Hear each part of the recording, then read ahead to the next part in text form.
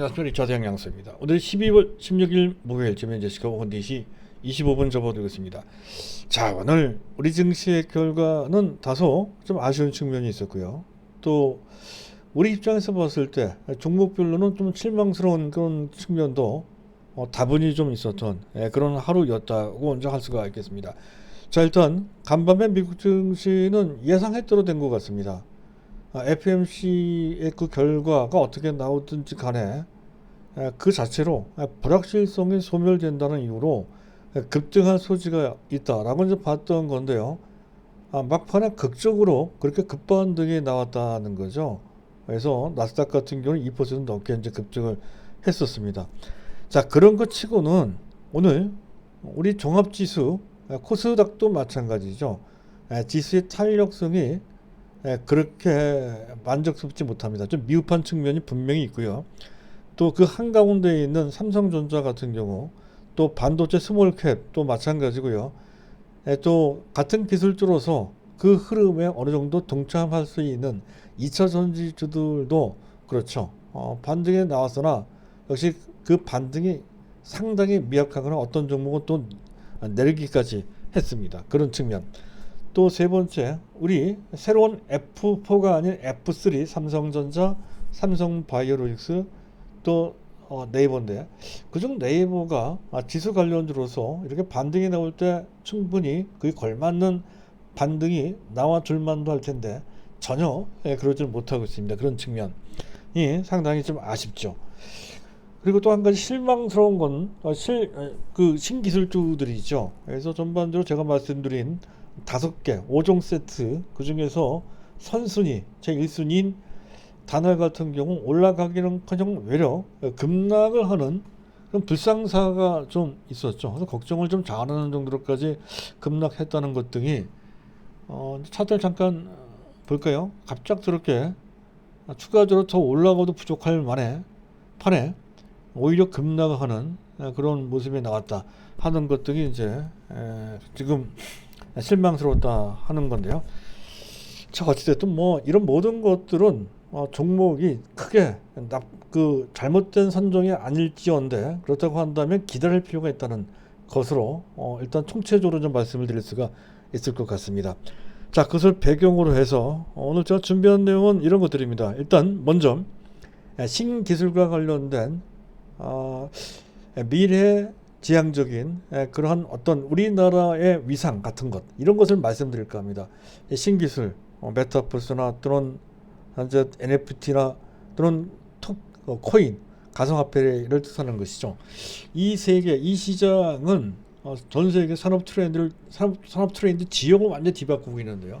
조만간에 이 시장은 미국과 더불어 한국이 상당한 주도력을 행사할 것이다라고 하는 것을 압축적으로 1, 2, 3 간단하게 요약해서 말씀을 드릴 거고요. 자신감을 가지시라는 뜻으로 준비한 내용이 되겠습니다. 두 번째, 오늘 주 주인공 역시 삼성바이오로직스입니다. 시가총액 상위 종목인 삼성바이오로직스가 무려 6%나 급등을 했습니다. 그냥 놔둬서는 안 되죠. 짚어봐야 되고요. 그리고 목표 가격을 수정해야 될 것 같습니다. 내년도 목표 가격을 120만 원에 130만 원 봤던 건데 150만 원 봐야 될 것 같고요. 그리고 200만 원이라고 하는 중기 목표 가격의 달성 기간이 3년이 걸릴 것이 아니라 2년 내에 가능할 것으로 판단이 됩니다. 궁극적으로 300만 원까지 가지 않을까요? 자, 그런 예상을 좀 해볼 수가 있겠어서 일단 그 내용을 간략하게 이제 말씀을 드릴 거고요. 자, 그리고 삼성전자 얘기를 해야 될 것 같습니다. 비메모리 반도체 부분에서 드디어 TSMC를 쫓아갈 수 있는 발판이 모멘텀이 만들어지는 것으로 내년부터입니다. 그렇게 판단이 되는 기사가 있어서 그 내용을 간략하게 전달해 드리도록 하겠습니다. 매우 중요한 내용이 되겠고요. 네 번째로 하나마이크론이 오늘 올라가다 조금 말았죠. 결국 5% 정도 상승한 틀은 이제 마감이 되는데, 자, 그와 관련돼서 일단 내용과 그리고 유무상 증자와 관련된 그 내용을 간단하게 스크린을 좀 해보는 그런 시간을 갖도록 하겠습니다. 자, 오늘도 자, 본론에 들어가기 앞서서 차트는 종합지수 차트 올려놓도록 하고요. 자막 올려놓도록 하겠습니다.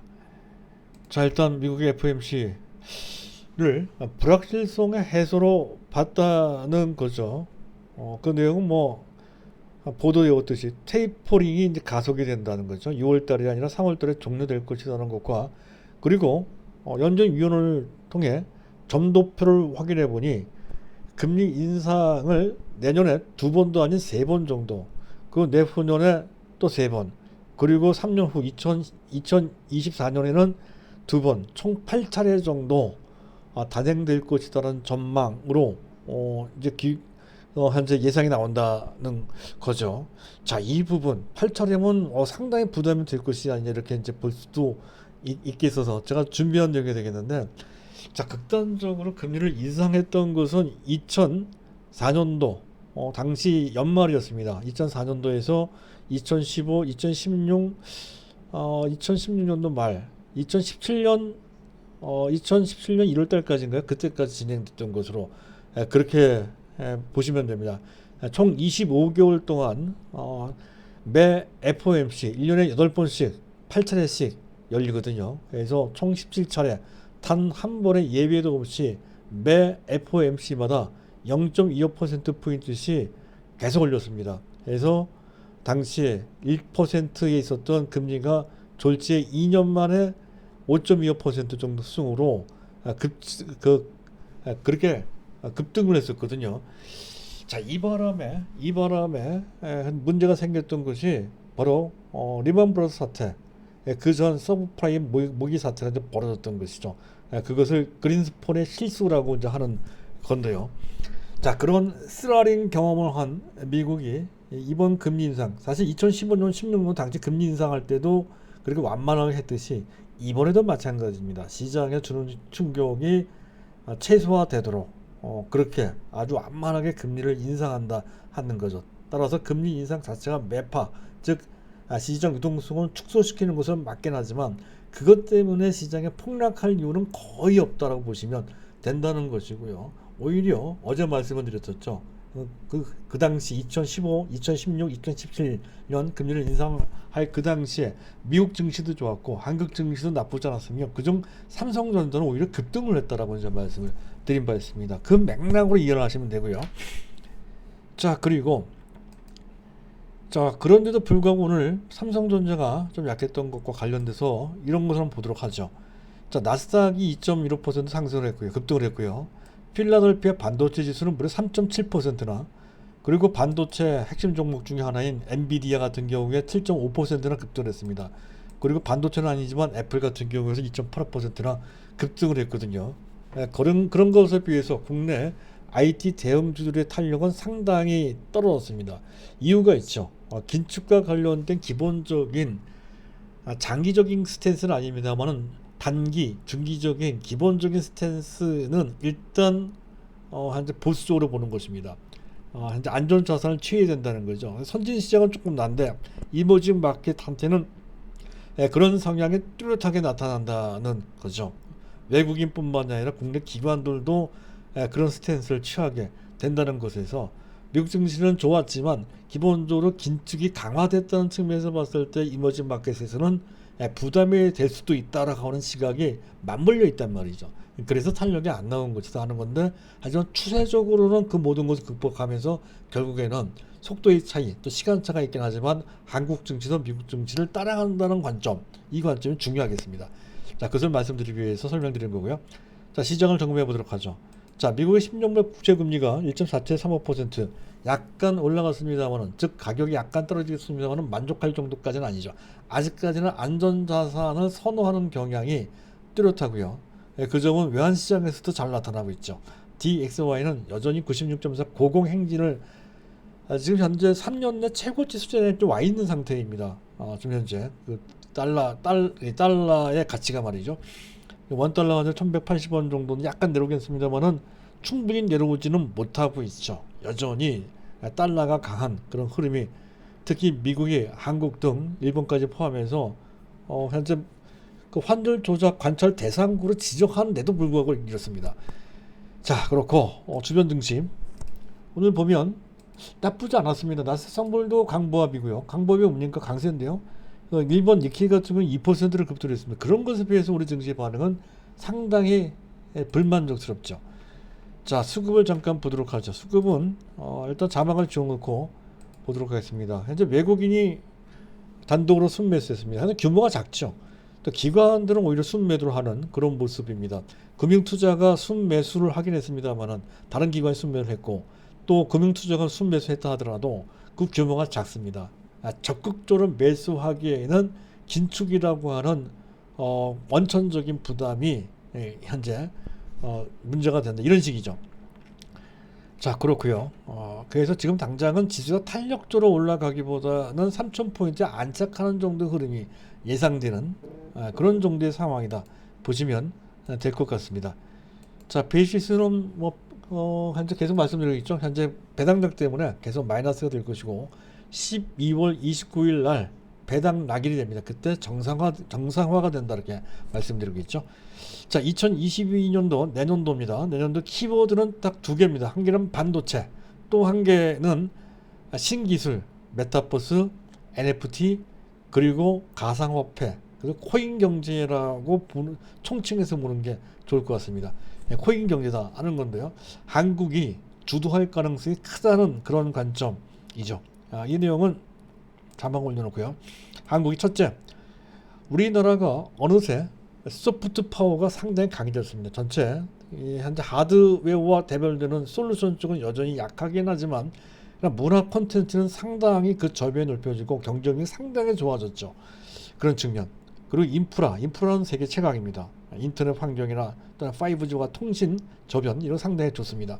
세 번째는 그와 관련된 현재 시장 참여자들의 참여도가 상당히 높죠. 열의가 높고 또 열정적으로 일을 하는 그러한 적응력과 대응력을 현재 보이고 있다는 거죠. 이런 정도의 그 삼박자를 갖춘 나라는 미국과 한국 정도밖에 없다는 건데 정도의 차이가 약간 있겠죠. 정도의 차이까지 감안한다면 한국이 최강이라고 보인다는 거죠. 그런 측면에서 한국은 상당히 좋은 기회가 펼쳐질 것으로 예상돼요. 그 한가운데 있는 종목들 아까 얘기했던 다나를 비롯해서 현재 위메이드 또 디오라 DOU죠. DOU 그리고 자이언트 스텝 알체라 같은 종목들이 그런 종목들이 하는데 그 순서를 말씀을 드렸단 말이죠. 근데 이왕 얘기가 됐으니 단할 말씀을 드리고자 하는데 특별히 악재가 있었던 것 같지는 않습니다. 지수가 어느 정도 탄력에 나오니까 일종의 판도상의 순환매 차원에서 많이 올라갔던 종목들의 차익 매물이 기관들 중심으로 나오고 하는 바람에 조정을 좀 받은 것으로 판단이 됩니다. 대세적으로는 문제가 없다는 것이고 또 이 종목 워낙 인기 종목이므로 보편적으로 이 종목 쉽게 죽지 않습니다. 주가 복원력이 상당히 강하다는 것이죠. 따라서 만약에 내일 현재 이 종목에 대해 상황이 나빠가지고 한 단계 더 빠지면 거기서 겁을 낼 게 아니라 어차피 못 파는 상태라고 했을 때는 더욱더 그냥 그대로 갖고 있어야 되고 오히려 안 갖고 있거나 또 절묘하게 잘 파신 분이 있거나 하시는 분들은 저점에 재매수하거나 또는 신규 매수를 해야 되는 그런 결단을 해야 된다는 거죠. 이건 워낙 인기 종목이고 또 그럴 만한 배경을 갖고 있는 종목이기 때문에 그런 정도면 오히려 위험한 게 아니고 기회가 된다는 발상으로 접근을 해야 된다는 거죠. 자, 그런 관점으로 설명을 드리고자 하고요. 자, 나머지 종목들의 판단은 그전에 말씀드렸던 것으로 일단 대치하도록 하겠고요. 가름하도록 하겠습니다. 자, 그리고 오늘 본 주제는 역시 삼성바이오로직스입니다. 삼성바이오로직스는 차트를 일단 올려놓고요. 대단합니다. 이 삼성바이오로직스는 이런 정도로 특히 외국인들한테 이렇게 어필하고 있는 그런 정도의 상황이라고 한다면 150만 원까지 내년이죠. 한때 그 내후년에는 200만 원 너끈히 가겠죠. 그렇게 될 것으로 예상이 된다는 건데 이 삼성바이오로직스는 자주 이제 말씀을 드렸단 말이죠. 그래서 제1공장, 3공장 풀가동 체제에다가 5공장, 6공장, 4공장도 준비를 하고 있고 수주가 빠른 속도로 늘고 있다는 건데 오늘 보도된 내용이 재미가 있습니다. 진격의 삼성바이오로직스 올해만 현재 그 기존에 있는 계약도 그냥 계약에 머물지 않고 계속 증액되고 있다는 건데 가장 극단적인 예가 아주 대표적인 예가 로슈와 관련된 내용입니다. 원래 로슈와의 계약이 3,500만 달러 정도 수준이었던 거죠. 작년 정도 수준이었죠. 작년에 그랬었습니다. 근데 1년 사이에 2억 1,285만 불로 또 몇 개월 사이에 4억 3,850만 불 했다가 어젠가요? 어제 또 늘어서 5억 5천만 불 수준으로까지 계속 늘어납니다. 이게 다 금년 중에 1년 사이에 벌어진 1년의 증액 계약이었다는 것이죠. 그것이 로시뿐만이 아니라 일라이 릴리 등 기타 등등도 다 마찬가지라는 거죠. 가만히 보면 그런 것 같아요. 처음에는 그 흐름이 상당히 미약해서나 그것이 쌓이면 쌓일수록 자기 실력이 되고 그것이 대외적으로 상당한 공신력으로 접근이 된다는 거죠. 그것을 트랙 레코드의 파워라고 할 수 있는 것인데 트랙 레코드가 쌓이는 효과라고 할 수 있겠습니다. 그 대표적인 수혜 업체가 TSMC입니다. TSMC가 트랙 레코드 기술력은 삼성전자와 TSMC와 거의 대등한데도 삼성전자가 파운드리 부분에서 TSMC 못 쫓아가는 이유가 바로 트랙 레코드 때문에 그런 것이죠. 근데 삼성바이오로직스가 그 트랙 레코드를 전 세계에서 가장 빠르고 가장 파워풀하게 만들어가고 있는데 그게 생각보다 빠르고 굉장히 범위가 넓다는 거죠. 더군다나 오히려 원료 의약품까지 지금 시설을 구축하고 있는 상태이거든요. 현재 모더나의 mRNA 백신 DS 생산 설비는 원료의약품, 완제의약품이 아닌 원료의약품 생산 시설을 현재 구축 중에 있습니다. 여기서 끝나는 것은 다른 현재 그 면역 항암제 등도 다 원료의약품 생산할 수 있는 정도의 실력과 설비를 구축하고 있다 하는 것이죠. 그리고 아스트라제네카 코로나 항체 복합제 CMO도 이미 수주를 했고요. 그리고 기타 등등 현재 세포 유전자 치료제 또 CDMO 이쪽 시장에서 신규 진출을 하면서 그와 관련된 실력을 하나씩 둘씩 다 지금 만들어 가기 시작을 했다는 거죠. 이제 시작 단계에 있다 할 수 있겠습니다. 이런 정도라고 한다면 바이오 업계의 TSMC가 되는 것은 명약관화하는 거죠. 이것만으로도 이 삼성바이오로직스는 새로운 삼성그룹 전체의 신성장 능력의 맹주가 되는 것뿐 아니라 이 삼성바이오로직스 그 자체가 시가총액을 봤을 때 단순히 50조, 100조 정도가 아닌 200조, 300조 이런 식으로 거의 삼성전자 버금가는 정도 수준으로까지 가치를 평가받을 수 있는 그런 수순이 나올 것으로 그렇게 판단이 됩니다. 물론 그 사이에 삼성전자 주가도 올라가겠습니다만 어찌됐든 간에 지금 현재 주가 뭐 94만원 정도 됐는데 94만원인가요? 95만원 100만원 넘어 120만원 150만원 200만원 시간이 오래 걸려요. 이게 단기를 보면 답이 없습니다. 단기를 볼 정도도 아니고 그래서 딱 묻어놓고 있으라고 얘기를 하는 거고 그런 관점이라면 오늘 많이 올라갔다 하더라도 그런데 개의치 말고 무조건 사야 된다. 갖고 계시면 무조건 딴 데 눈독 들이지 말자라고 말씀드려요. 다른 바이오 쳐다보지도 마십시오. 이 한 종목만으로도 충분합니다. 네, 그런 관점으로 삼성바이오로직스 보자는 얘기가 되겠고요. 자, 그리고 이제 삼성바이오로직스 그만 얘기하죠. 자주 얘기를 했으니까 앞으로도 계속 얘기할 겁니다. 자막도 안 틀어놓고 얘기했나요? 예. 자, 일단 자막을 나중에 필요하신 분들을 위해서 조금 올려놓겠습니다. 좀 보시도록 참고하시면 될 것 같고요. 그 다음 주제 삼성전자에 대한 얘기가 되겠습니다. 삼성전자 주도 장세에 대해서도 계속 말씀드렸는데 오늘 제가 말씀드릴 것은 시스템 반도체 시스템 LSI 사업 부분이 되겠습니다. 여기는 비메모리 반도체 칩을 설계하는 그런 분야가 있고요. 그리고 그것을 받아서 위탁 생산을 해주는 파운드리 부분, 이 두 개 부분으로 이렇게 나눠져 있다는 건데, 자, 오늘은 파운드리 부분, 즉 세계적인 업체 TSMC와 같은 분야가 되겠죠.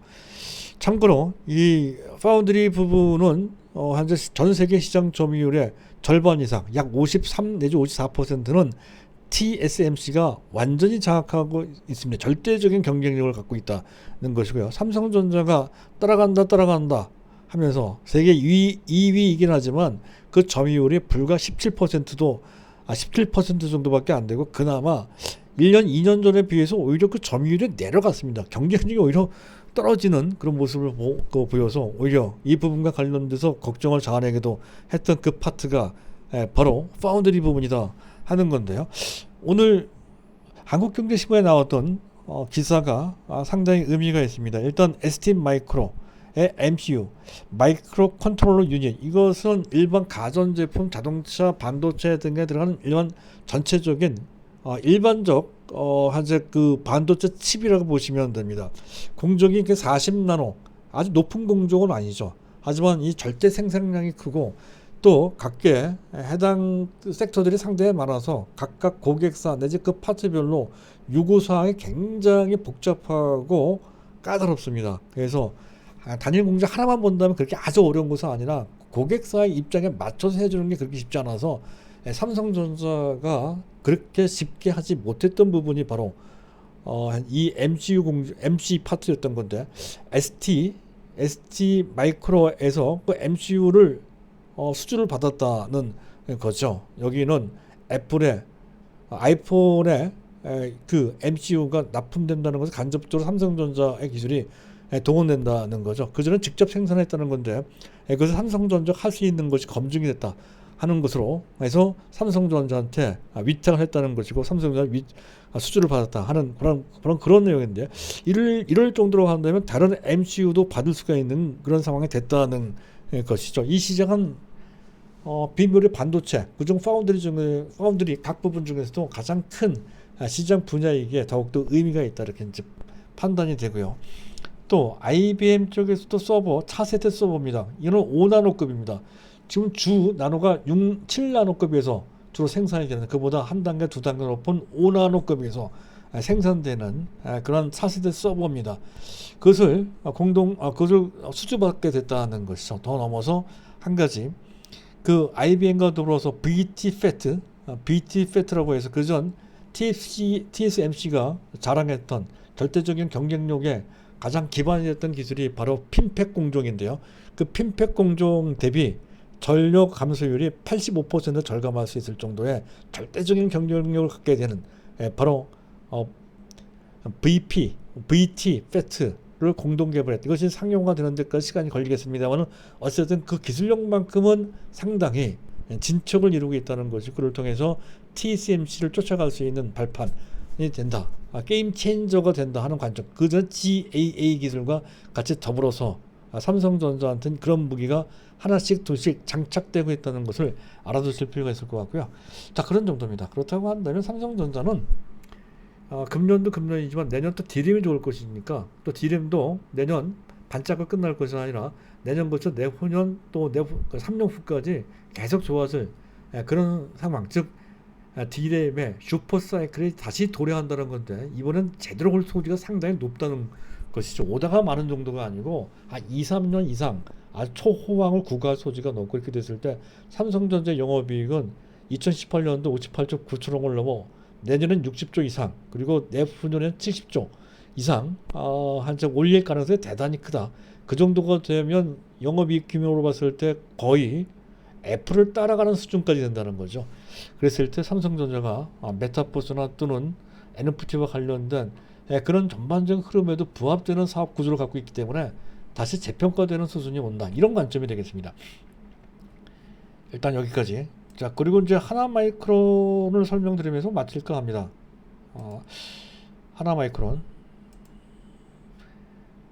하나마이크론이 오늘 올라갔다가 오늘 개장초부터 봤던 건 특별히 어떤 호재가 있었다기보다는 일주당 0.2주에 해당되는 무상증자 권리락 때문에 올라간 거죠. 무상증자 권리락 때문에 의뢰 이제 올라가면서 출발을 합니다. 하지만 이 권리락과 관련돼서 또 현재 유상증자도 같이 병행을 했기 때문에 유무상증자 신주 물량이 아마 오늘부터 이제 나오게 될 겁니다. 그 물량을 소화하는 데까지는 시간이 좀 필요하다는 거죠. 그래서 현재 하나마이크론은 오늘도 올라가다 말았듯이 향후의 주가의 흐름이 그렇게까지 시원스럽게 쭉쭉 올라가는 수순이 나올 것 같지는 않습니다. 다만 추세적으로는 분명히 좋은 종목이다 하는 것이고, 그런 관점에서 장기적으로 보고자 아주 장기까지 필요 없을 것 같습니다. 적당히 한 2주 정도 그 물량 소화 과정을 거치게 되는 경우 N은 탄탄하게 올라갈 수 있는 그런 수순이 나올 것이다 하는 것은 하나 마이크론이 갖고 있는 경쟁력 때문에 이제 그런 것이죠. 일단 하나 머티리얼스 지분 32.7%와 관련된 지분 효과가 상당히 크고요. 하나 머티리얼스 또 전방 시장이 그전에 서버용 D램 원래 모바일용 D램이었던 건데 서버용 D램까지로 확대되고 있다는 거죠. 서버용 D램 시장은 굉장히 크죠. 그리고 거기에다가 비메모리 분야로까지 계속 확대되고 있습니다. PMIC 전력 관리용 반도체고요. 터치 IC 주로 센서용입니다. 파운드리까지 가고 있고요. 또 전반적으로 OSAT 아웃소싱 어셈블리 테스트라고 하는 거죠. 이쪽 트렌드 이 어셈블리 즉 현재 패키징과 테스트는 외주 준다라고 하는 트렌드에 부합되는 사업 구조를 갖고 있고 실제 그 흐름에 수혜를 받고 있는 상태라는 것이고 가장 결정적인 것은 하나 WLS 자회사죠. 거기에 SIG RDL이라고 하는 광폭 층재별이라는 기술을 통해서 초고속 충전 IC 기술을 확보하고 있다는 것이죠. 이에 따라서 그 관련된 2차 전지와 관련된 그런 잠재력도 있단 말이죠. 이래저래 하나 마이크론은 어느 수준에 지금 실적 흐름도 대단히 좋습니다. 따라서 하나 마이크론 재부각되는 것은 한때 필연적으로 나타날 것이다 하는 전망. 다만 앞서 얘기했던 것처럼 신주와 관련된 그러니까 현재 무상증자 0.2주 또 현재 유상증자 0.3주 정도 됩니다. 합쳐서 0.5주 정도니까 결코 작지 않은 물량입니다. 그 물량을 소화하는 과정이 이제 필요할 뿐이고 그것이 적당히 소화가 되면 탄력이 나오는 것은 충분히 예상해 볼 수 있다 하는 것이죠. 자, 이런 정도까지입니다. 자, 오늘은 여기까지고요. 자, 다음 내일 금요일 시장을 거쳐서 다음 주 어떻게 될지 그 하회를 보면서 시장을 판단해 보도록 하겠습니다. 감사합니다.